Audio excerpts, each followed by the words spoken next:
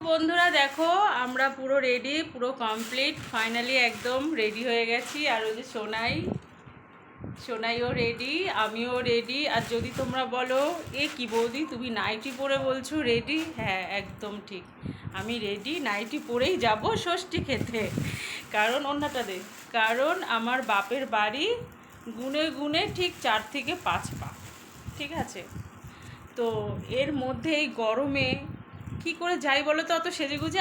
আর সব থেকে বড়ো কথা এত কাছে, তার জন্য তো এই যে নাইটি পরে নিয়েছি, ওড়না নিয়েছি। আর এই দেখো শোনাই, দেখাও। আর বৌদির জন্য বেশি কিছু নিলাম না, এই একটু মিষ্টি নিয়ে নিলাম, ধারা মুখের উপর দিয়ে দিয়েছে।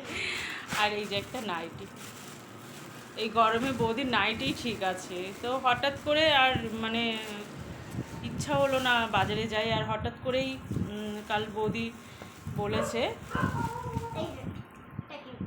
তো এই যে কেমন হয়েছে নাইটিটা, নাইটির কালারটা অবশ্যই বলবে। মিষ্টি মাথায়, তো এর থেকে আর বেশি কিছু নিলাম না। তো চলো যাই।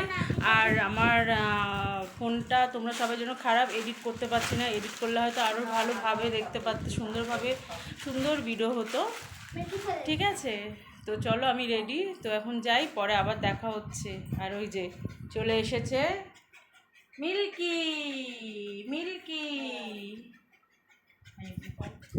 এ বাবু তাহলে আমি চলে যাই, তুই ওকে খাইয়ে দে, জন্য ঘরটা নোংরা। তারপর আমি যাবো।